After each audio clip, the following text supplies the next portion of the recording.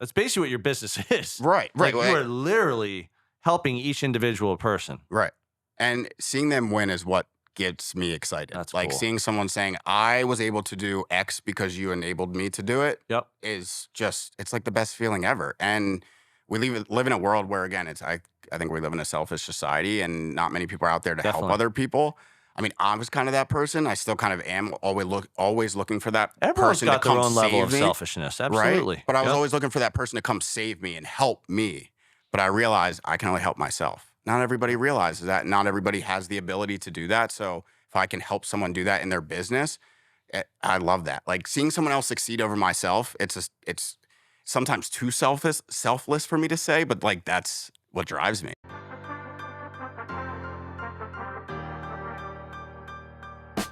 Welcome to the podcast dedicated to real estate, insurance, and building your business. Join us as we take you along our own business building journeys with additional wisdom from our network of local and national experts. Welcome to Bricks and Risk. This episode is brought to you by Property Management Redefined. PMR is not just managing properties, they're creating partnerships that build long-term success for property owners. John and his team can be reached at manage@gopmr.com or by phone 267-753-6005. Tim. Yes, Sean. Who's a good client for PMR?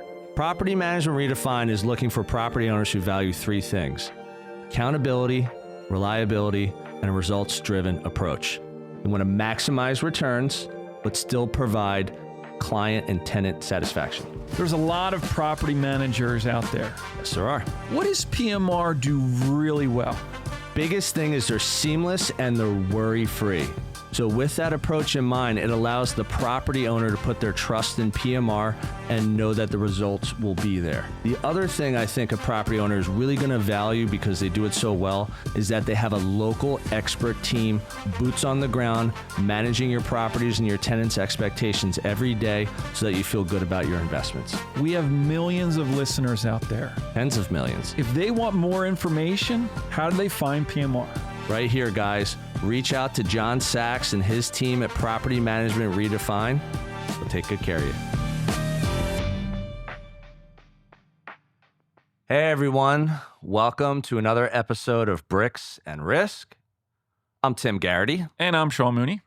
Today, Sean, we have another local, awesome, super cool guest. We have Jarrod Blackwell, the owner of Let's Be Strategic. How you doing today, Jarrod? I'm doing great. Hello, everybody. How we doing? Thanks for having me. Welcome on in. All right, so background on Jarrod. He's the kind of guy who sees the world for not just what it is, but for what it could be. As the founder of a boutique digital marketing and relationship management firm, he thrives at the intersection of strategy, creativity, and human connection.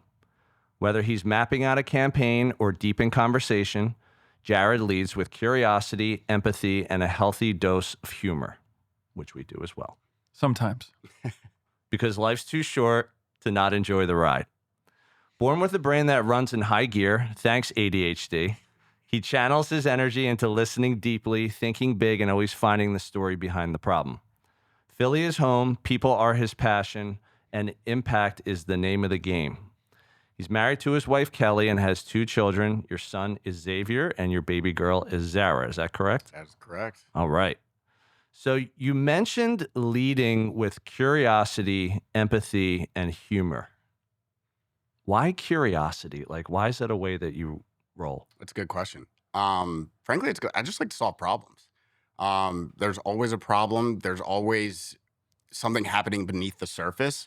It may be someone who's, lost someone. Maybe they're going through a rough time, but they're ultimately projecting it as just being, upset or angry or one way or another. And just being curious and reading between the lines and ultimately seeing what's in the book is where my passion lies. I just love finding solutions to problems, and curiosity piques that. Rob Shuck. Yeah, that is problem solvers and deal makers. That is a Robbie Shuck move. So that's awesome. So, all right. So here's another question about that part of your background. So how has leading with empathy helped you in business? Because you said curiosity, empathy, and humor. Obviously, we all have good sense of humor. We were pretty much cracking up before we even started this show. What is it about empathy that has helped you in business specifically? Good question. I think empathy, it's like one of the easiest things you could do as a person. Yeah. Is just be empathetic to other Or people's struggles. the easiest thing to not be. That's true. It can be easy or it can be extremely difficult. Most people are not Right. empathetic at all. Because it takes a little bit of effort to kind of dig in. Oh, absolutely. You got to ask the right questions, right? And you got to be, again, curious. If you're not curious and you take things for what it is, empathy doesn't really matter because it's not my problem, right? Right. So ultimately, being empathetic is, it's the saying goes, right? Everybody's fighting a struggle that we know nothing about. And it's the truth. You know, people aren't as, everybody's happy to tell you when things are good, but no one actually comes out to say when things are bad and ask for help. And leading with empathy, it just allows me to listen to people's stories and just make them feel heard. And I think that's a big thing. You talked recently about being in a meeting and you went in and there was a few people in it and it was like this person was talking about their stuff and this person was talking about their stuff. Yeah. And nobody was like listening or like Right. It was all talking. Weighing in about, how about you or what about you? And it's that empathy allows you to put yourself in that person's shoes to understand what they're going through and then finding the solution to their problem. So they kind of do work in tandem. Absolutely. And I'm not going to sit here and say I've always thought that way, right? Yeah. It's lessons learned that I used to be the one that felt like I needed to talk about myself, right? And then you get to a point where it's like, well, I just left that conversation, didn't even let that person talk or like ask them anything about themselves. What do I know? What did I mean, learn about that? A great way that I could summarize it is just, it's very easy to assume. Right. It's to assume that if someone is in a bad mood or someone seems upset and, business or life, you're kind of thinking it's like, well, what did I do? Right. Or what's your Why didn't problem? they like me? Right. What's your problem? This must be your problem. Whereas something may have happened to him or her, and you're not going to ever learn what had happened, which again, it's really none of your business. But I think to your point, leading with empathy is listening is probably the most important part. And I think when you go into any meeting, even this podcast, I feel like the podcast has really made Sean and I even better listeners than we were before. I'll even look back at some of the episodes and I'm like, man, I'm freaking talking too much. And it's like, and it's not to say that like, yeah, a lot. And it's not to say I'm doing anything wrong. It's just like something gets said in the conversation. I just want, oh yeah, let me add to that. But what I think having empathy is not only a good thing to have in business, but in life, because it allows you to just be like, how are you doing? Right. Like, how's the family? Or if you're single, how are you? Like, how's life? Have you traveled? Like, how's business? Right. All that stuff. And I think getting in that mindset of just asking how someone's doing, it's usually going to lead to a few more things. Maybe you'll get a little dose of what's going on, and for whatever reason, something bad has happened to that person or in their life, or work sucks, or like, someone passed away, or finances are tough, or whatever. But I love how you put that down initially, because not only does the curiosity like help with that. So if you're curious, you're going to want to ask questions, and then just sitting back and letting someone like vent pretty much. I find that just leads to all sorts of benefits, not only in the relationship, but just in the, like you said, solving problems, conversations, things like that. Absolutely. There was one episode that we talked about, and I referenced a similar scenario. Oh where, yeah, when you were talking to your team? Was it that one? It was the one where the guy called in and someone in the office like, what a jerk or whatever, Right.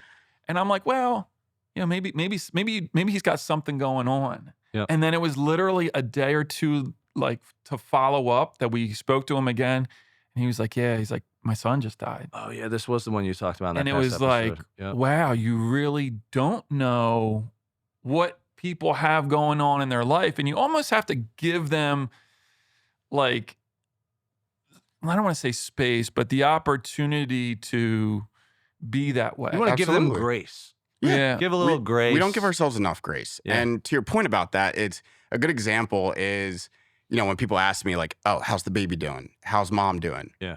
That's the last question. Right. Sometimes I'm like, well, what about me? Yeah, Like, yeah. how am I doing? Yeah. Like, Seriously. you know, everybody, again, I went through a lot in a year. I started a job, I left a job, started a new job, had a kid, lost my dad, started a business all within a year. Yeah. Condolences on your And a dad, lot of by the way. people, you know, I thank you. And I went through a really rough time. I just came out of it. It was like 2 years. Yeah. And one of the things that I had to get over, and you start to understand this, is like, why isn't anybody reaching out asking how I'm doing? Like, Yeah. I'm yearning to tell somebody, like, Right. this is what I'm going through. Yep. But at the end of the day, it really makes you realize, like, we shouldn't assume what people think. We shouldn't care what people think, because most people are just thinking about themselves. Not in a Right. bad way, but Not in a way bad that way. That's human nature. it is. It's literally, it's like, you know, I go back to the Sky episode because there were so many good, like, psychological things in that one. And just like how he was saying, like, you know, you want to think of the other person and lead with the kindness, because again, when you're coming from that perspective, it really just allows people to open up. Like you said, you know, just how you doing? Not like, what are we talking about today? What's the deal? You Yep. know, who's going to win or who's going to lose or blah, blah, what's the score? Our brain tells us to do that. That's what he said in the episode, because our brain is in like survival mode. Mm-hmm. So if the brain's in survival mode, your first thought is usually like, I just got to like defend and survive. Yep. And then the second thought is usually, like you said, you're not responsible for your first thought, but you are responsible for your second thought and your first action. I think is how he put it. Great episode. And Shout out Sky Michaels. shout out to Sky. Yeah, you guys know each other. Partner with him. Yeah, Yeah. that's awesome. Yeah. And I just find that when he said that was just such, it related to everything. Relates to being a parent, relates to being in business, you know, not even being a parent, family, your parents, siblings, cousins, you know, friends. And I thought that was just such great Well, the advice. other part of that too is when you go in for any type of business, and it could be sales, it could be marketing, whatever. A lot of times too is that person's like prepared to answer your question with just an automatic reply. And if you don't ask the right questions, you might not actually get to. It's almost like they answer with what they think they should be answering with. But that's not the real issue, or you're not going to get to the real solution by answering that. And the only way to get to the real root of the issue is to ask questions and listen. 100%. Talk less. Right, Tim? Love it. Talk less. Talk less. Yeah. You know, Listen to Sean Just more. Tip for Tim. Listen to Let what he Sean tells you. speak. Tim, shut the F up. I'll remember to do that. Dill, can you cut that mic over here? We're gonna leave that, folks. Get him a new computer, too. So you're right. So a tip for listeners and watchers, you had said, find your authentic self. It's the root of success. We did an episode on authenticity where we were talking about like authenticity in business and sharing the things that you like, the things you're passionate about. Why was that a tip that you wanted to share with listeners and watchers about being authentic? I think because we live in the age of technology, right? We're definitely moving to a more inauthentic world. And Yeah. you even see social media, right? People post their wins. You don't really see many losses. You know, I got to $10,000 a month and here I am. Like, what Right. did you do to get there? So ultimately bringing that in is, I think, super helpful just for us to humanize ourselves. I mean, it's tough. Well, to that point too, also is like, what does the person on the other side want to see? They don't want to see the post of you. Yeah. Hey, I got 10,000. I'd rather, as a viewer, and I'm sure a lot of people out there, because I'm a pretty popular guy. Mhm. Extremely popular. The sunglasses say Just a go lot to- too. Look how many followers I I have saw on you on Instagram. TV. I think he just crossed over 112 for the weirdest Instagram profile I've ever seen. But No, keep going. followers, just straight followers. Yeah, I know. Anyway, I want to see like how you got that. Right. I want to see, like, was it the calls? Was it the meetings? Was it the networking? And if you can document that, that's way more powerful than I got 10,000. Yeah, absolutely. And I think even just as small business in general, like we're putting ourselves out there. So if we don't know who we are and are authentic to ourselves, how are we going to help anyone else? So I think authenticity is a big thing, and especially in this world age of technology, and ultimately just finding who you are as a person. I'm still doing that. I mean, I'm Yep. 37, still have some time, but at the end of the day, might not have time. I don't know. Yeah. So I'm trying to find out who I am, what I can offer, and actually be able to sit here and say that. Right. Do you think the gap widens with AI? Like the value on the real, Oh my gosh, yeah. the real authenticness So that's just becomes more valuable? Oh, 100%. I think that's the hardest part that we're in, and that's the problem I want to solve for, whether it's real estate agents, whether it's insurance agents, whether it's small businesses, is being able to bridge the gap between the building the relationship and using technology to work for you, not, you working with it as opposed to you working for it. Yep. So how can you automate those mundane tasks that you spend a lot of time on and just spend more time developing yourself and being you and offering value to other people? We had another interview with Josh Buchter, the Wolf of Broad Street. What's up, man? Hey, Josh, very well. He had a line in his episode that was so good because we got into the subject of authenticity, and he said, "Your vibe attracts your tribe." Oh. And I think, like, to piggyback off both of your points, people care what other people think first. Mhm. People are just like, how's this going to be perceived? Like, who's going to make fun of me? Who's going to judge me? Who's going to crap all over me? So because the first reaction, the psychological reaction is usually like, what do others think? It's easier for you to try and please other people in business and in life, with your marketing, with your decisions. But one thing I loved about what Josh said, if anyone is rocking the authenticity right now, it's Josh. And he has literally built a marketing tribe, let's call it, from scratch, community, just by doing his thing. And then he met his partner, Beth. What's up, Beth? And now they work together because they're both like that. Like, they're traveling the world, they're helping business owners. And I feel like one of the biggest value points that they bring to business owners is confidence. Because of the authenticity, because they're just rolling and being themselves, and people love that. It's so refreshing because, to your point, so many people are not being themselves. They're trying to portray an image of what they think their clients, coworkers, family, friends, neighbors, what do you want to see? Right. Like, what do you think? And they lead with that. So they have this like persona.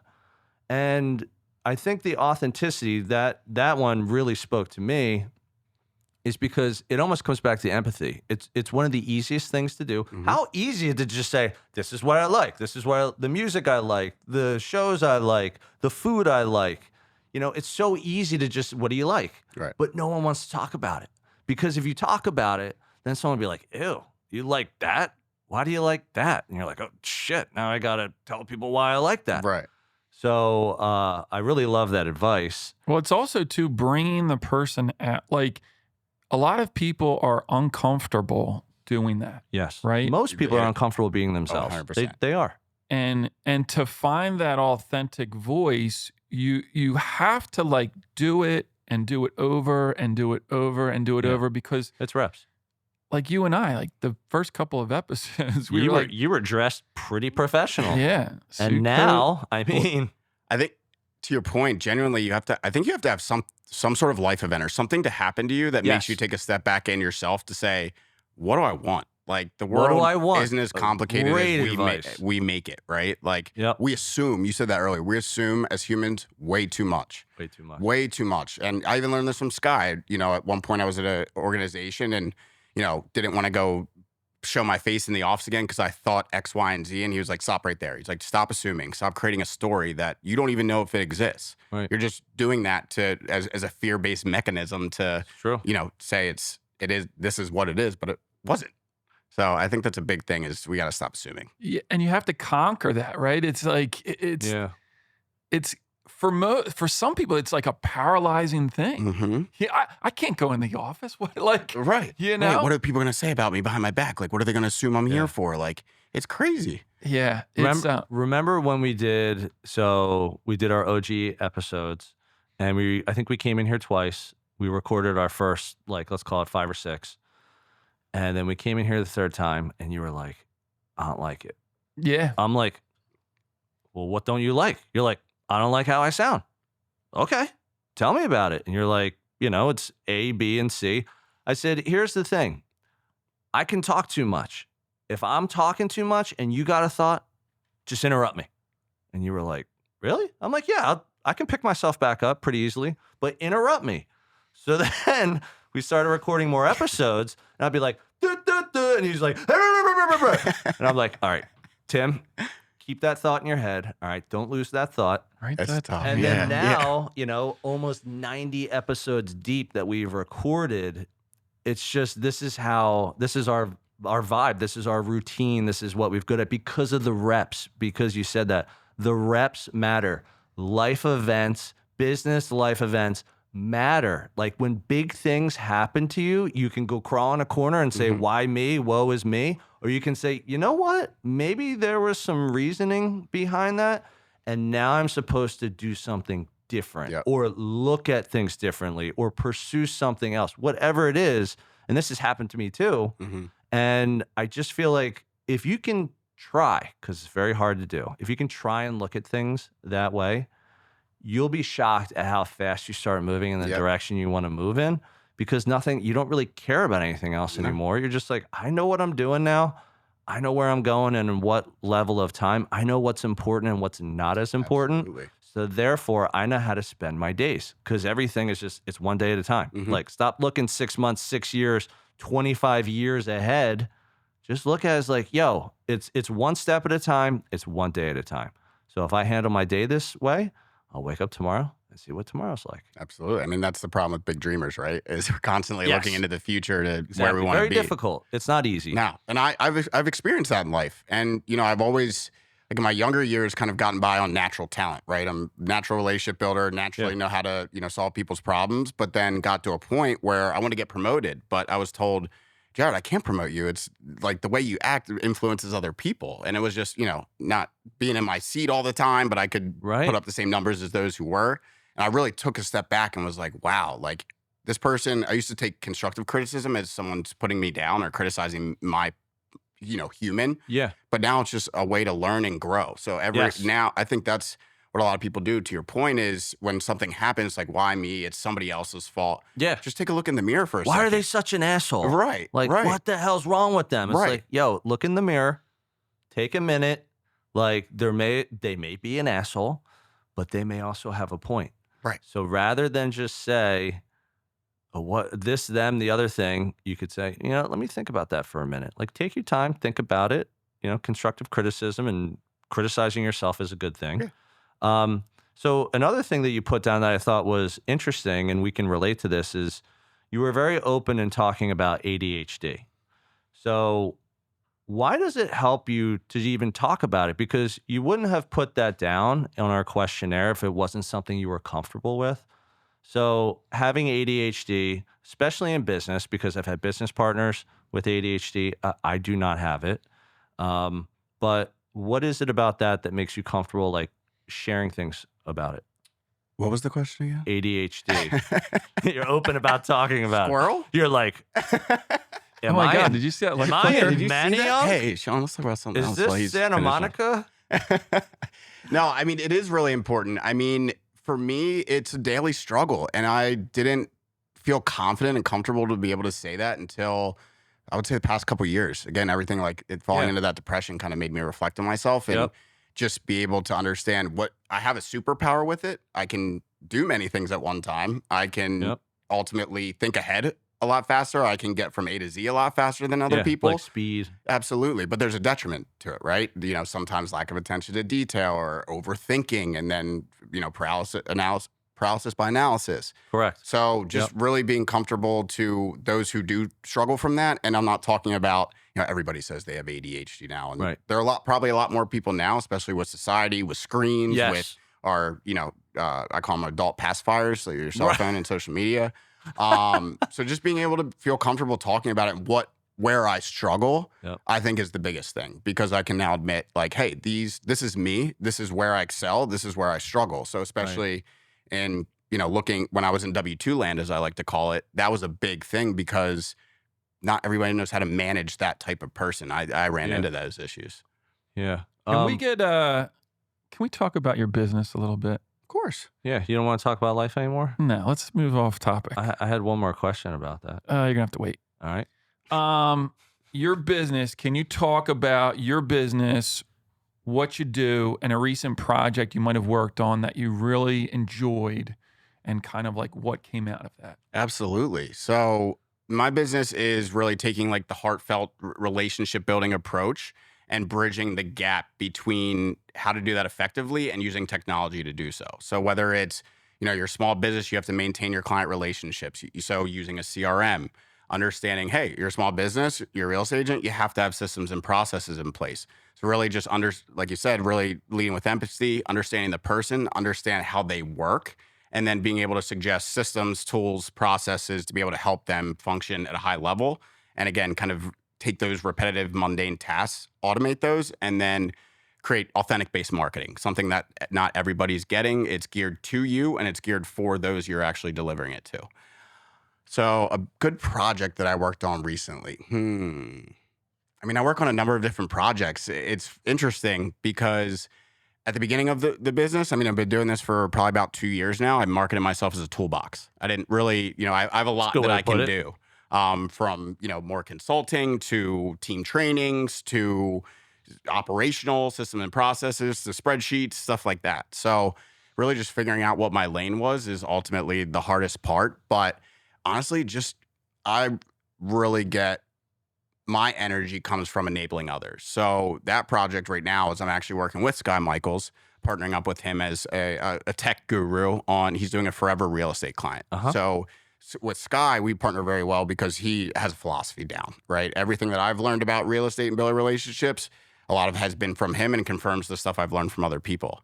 And then I ultimately bridge that gap to how does technology work for you? So doing one-on-ones with agents, being in, calls with 30 plus agents, really there to want to build a better business, be more productive and build better relationships. So it's 6 weeks long. We meet every Tuesday and Thursday, and it's been awesome. It's been so fun, and hearing these agents really saying like, Jarrod, you help me do this. Like you help me breach that confidence. Or again, I'm just an ear for them when they truly need it. So the one question, when it's from a technical standpoint, CRMs, a lot of times they're kind of proprietary. Are you able to just take what they have and like implement those systems within like a theirs? CRM savant? Yeah. Sure. CRM master? No, like because everyone's different, right? Right. Like I think my CRM's not going to be like a real estate person's CRM. So are you able to like go into their system and figure out like how to use it or how to maximize, or are you suggesting like, hey, try and use this one? Like, how does it work? Great question. So actually that's one of my lead magnets, right? It's a free CRM audit because if I don't, that's a good one. yeah, why not? Because I get you feeling good. You feeling good now, Mr. Miami Vice, that we got those questions out? Can you let them talk? Do you need to go absolutely, to sure. letsbestrategic.com and book your free CRM audit, right? But no, Wait, what was the website? yeah, letsbestrategic.com. Okay, got it. .com. No, but to that point is, as Tim said, active listening, right? Or not active listening, but just understanding people, right? The way I do it is I have a call with you. I need to understand who you are, how you work, what makes you tick, what you like doing, what you don't like doing. Yeah, that's From really there, smart. understanding your business, right?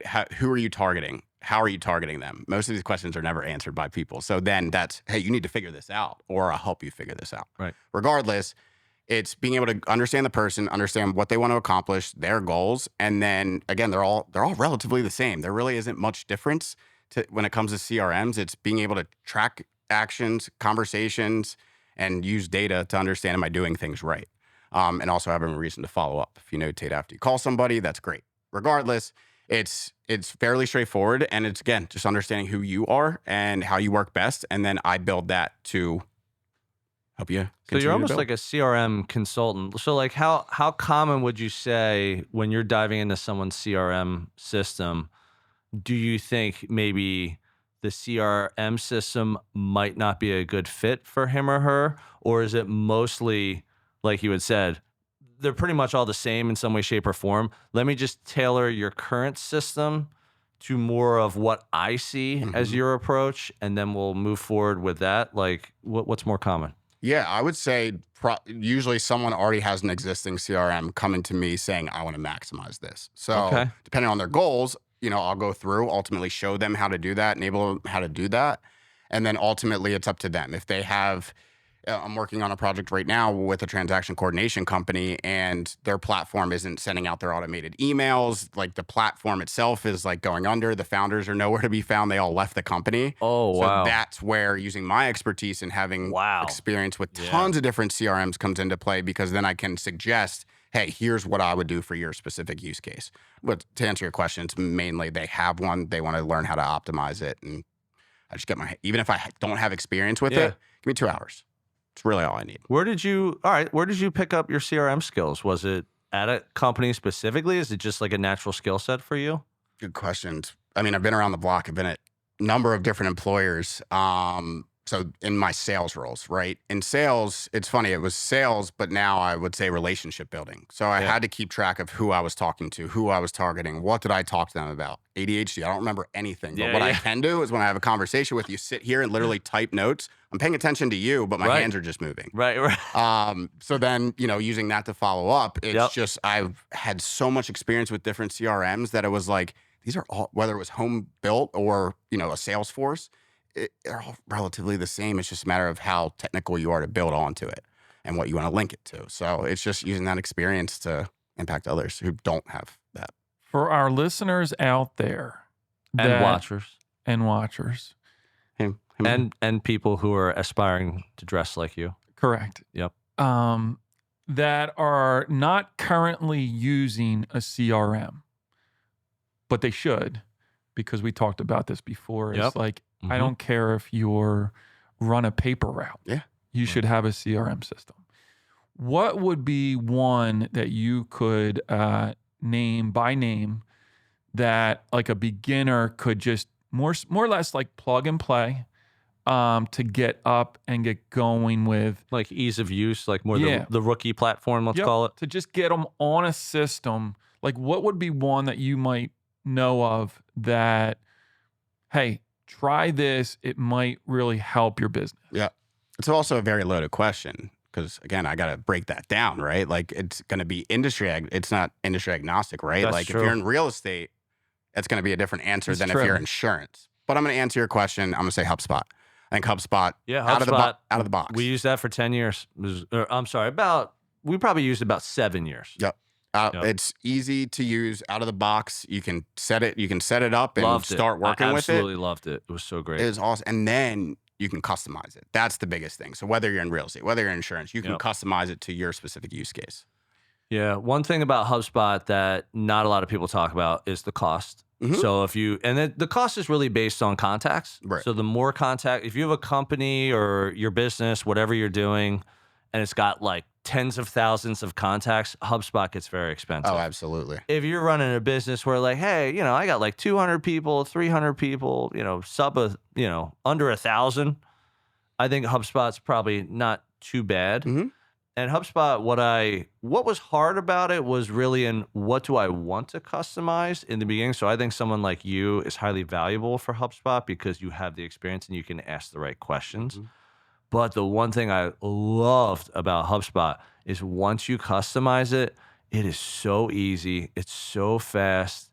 I mean, the changes you make once you get it moving are like so minor that you really don't have to change much. It's got the email capability. It's got the event capability. The AI now where you can go in and ask, hey, give me a summary about my past actions with X contact. It's got all your data.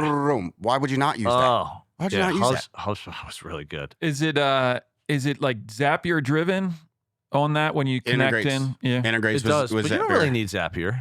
I mean, you can, but not really. So where I suggest using it is like using it the free version to figure out if you want to use it. Especially for small businesses just getting started. Someone like myself, I don't want to keep overhead low, so I don't want to pay a lot of money for a CRM. So that was a really good free option. But to your point, once you get to a certain threshold of contacts, you're probably going to be making good enough money to pay that monthly fee, and it's worth it. But CRMs it should be the lifeblood of every business. It really should be. Yeah, love it. All right. One of the things you love most about what you do, you would put helping others. So you said you get your energy for helping someone with a problem, which we just talked about, and you love enabling and teaching others. So what is it about helping others that really you love about business? Let's keep this business one. I think it's I mean, your business, that's basically what your business is. right. Like you are literally helping each individual person. Right. And seeing them win is what gets me excited. That's like cool. seeing someone saying, I was able to do X because you enabled me to do it. Yep. Is just, it's like the best feeling ever. And we live in a world where, again, I think we live in a selfish society and not many people are out there to help other people. I mean, I was kind of that person. I still kind of am always looking for that Everyone's person got to come their own save level me, of selfishness. Absolutely. Right? But I was Yep. always looking for that person to come save me and help me.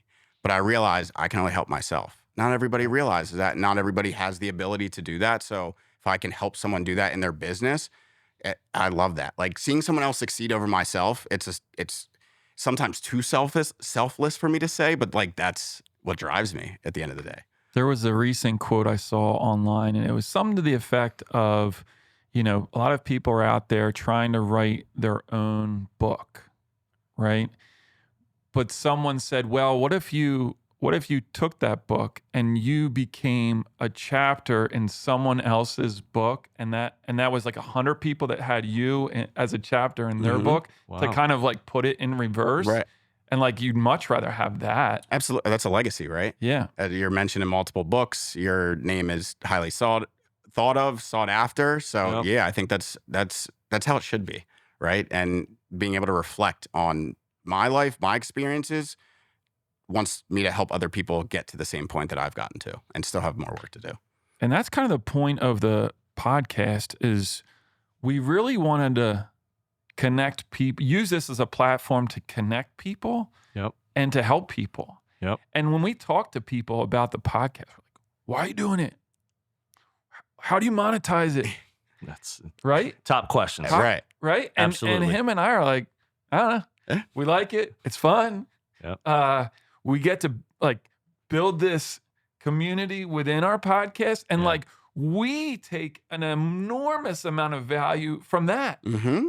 As you should, because here's the thing. You guys are offering people value, whether you know it or not, right? I hope someone listens to this and hears my struggle and, it helps them, right? Exactly. I hope someone hears your website and goes to your website for a free CRM audit. Says, I saw you on Bricks and Wrists, man. You ready to do some business together? I know a lot about you now. Absolutely. And I'm and to your point of that, like I'm a go-giver. Like I want to, I know it might not come back through the same door, but I'm going to continue to give value till someone says, hey, Jarrod, what can I do for you? And that's the magic question, right? 5149. Right. 5149. And then also the Bob Berg episode, the author of The Go-Giver, we had him on.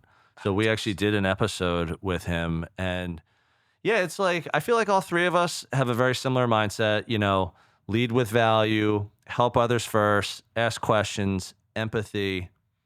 And then to some people, they hear that and they're like, how the hell are you supposed to grow a business always thinking about someone else or just trying to help them? Because there's something in this world that I believe is called reciprocity. Mm-hmm. And reciprocity can take 10 years. It can take 10 minutes. It can take 50 years. And it doesn't matter. Like, I think if you're looking at reciprocity as like, if I help this person, they're bound to help me at some point, then you're just going to become impatient. I think if you look at it as like, if I help this person, going to get them to where they want to go faster, hopefully with less pain, maybe with a little more money in their pocket. And if that comes back to benefit me in some way in the future, I'm open to it. Mm-hmm. Like it was almost like when Bob said, he's like, not only do you want to give and lead with value, you don't want to be someone's doormat, but you have to be open to receiving. Mm-hmm. And I think people are constantly in business, in sales, in life. They're trying to like win. Yeah. And when you're only focused on winning, you're really only going to be focused on yourself. Absolutely. Now, if you look at it as trying to help someone else win first, the end result of that, and we've learned this through the podcast, is like there's just like endless opportunity when you do that, because no one's ever going to forget that. And most people don't do that. Like, so then you stand out. It's just like you said, the chapter in the book. If you're one chapter in someone else's book, like, you've done something that has meaning, something that's helped others, something that people won't forget. I mean, you hear philosophical stuff from like thousands of years ago. It's still on Instagram because these people just understood it back then. They were saying things that resonate today, and that's why that lives on. So I really I think love it's that. a turnoff too. Like, you ever get into like a situation or a meeting and they're like, all right, well, what am I going to get out of it? Yeah. Like, it happens all the time. And for me, I'm like, it's such a bad taste when you're like, well, I don't know, like, maybe you'll get something out. But there's that expectation where you have to kind of deliver X, Y, and Z, or else they don't want anything to do with you. That's a difficult way to live, because then you're constantly in this anxious waiting mode of like, when's it coming? When's it coming? It's harder to live like that. I gave you 2 leads. Where's my 1 lead? Yep. I gave you 5 leads. Where's my 1 lead? And it's just, if you're constantly worried about that, you're doing the wrong thing. Right. It's having expectations Yes. that you shouldn't have. Like, I dropped expectations for people a long time ago. Like, I think we're inherently born into as good. Over time, life events, learning, you become bad or stay good, or you're just jaded. You know. So I think it's so like hard to live life in a just angry all the time. It just makes no sense, or expecting things from other people. It just, I don't But you're also bound to be let down. Yeah. Like, you only gave me 2 leads this month. Why didn't you, last month you gave me 4? Yeah. Like, it just becomes this. Yeah, it's tough. I had a situation in business, and it was, you know, a company I was working for had, you know, I had partnered with another company that we were trading, you know, leads back and forth, right? Because I'm helping you, you're helping me. It's just unspoken.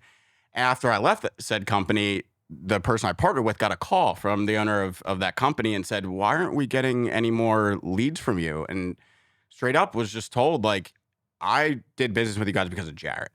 That's why I worked with you guys. That's powerful. And that's ultimately like a huge, it put a huge smile on my face, because it was like, okay, I did good by this person. I will continue to do good by that person, and they did good by me. And the relationship survives. It doesn't matter what changes come in work. Well, the relationship survives. Right? Yep. It's like, it's validating that all that work you put in, all that time you spent to build that relationship, it actually mattered, and you were the reason. Yeah, because that's the hardest part of my job, right? Is like, how do you even said it earlier, like monetizing the podcast. Like, how do I monetize just being a good person, connecting other people, right?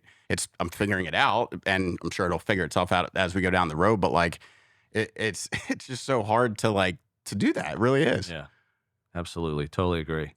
Your quote was really great. It was simple, but powerful. Perfectionism equals procrastination. Why'd that one resonate with you? Is that yours? Did you just hear that somewhere? No, I heard that somewhere. Dear friend of mine told me that. Jenny O'Neill told me that. And I wrote it down, sits on a sticky note right in front of my desk. That's cool. Ultimately, because fear, right, holds us back from getting the stuff done that we want to do and or dream of. Yep. And ultimately, I have ADHD, so we procrastinate a lot. I want to be perfect, right? I want to make sure everything is in line before I put myself out there. And that goes to I love that you guys do this. I love making content, but I don't want to, I fear what people are going to think if I sit in front of a camera just by myself and put stuff into the world. Yep. So it holds me back. It has held me back, but I'm trying to overcome that bridge, and we don't always have to be perfect. Yeah. I think that's super powerful. It's like, even when we started this podcast and, you know, we had thought about, do we just ditch that episode? Do we ditch it? Do we ditch those first 10? And then when Mooney asked me, he's like, what are we doing? I was like, no, we're putting it out there because we shouldn't care what other people think. We should use that as a learning lesson to say, hey, we put it out there so you can see, 90 episodes deep now, we're like this.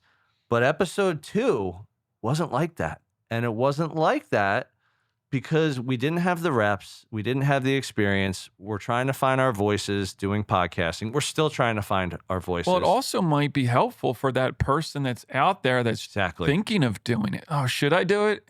And then they can just go watch our first episode. Well, and yeah, say, Right, it's, right. it's truly, I love that. to your point, it's a win-win. Because if you can get over your own nonsense Mhm. and just say, I'm fine to put it out there, knowing it's nothing's fucking perfect. Mhm. So I'm fine to put it out there, knowing it's not perfect, and let me see how people react to it.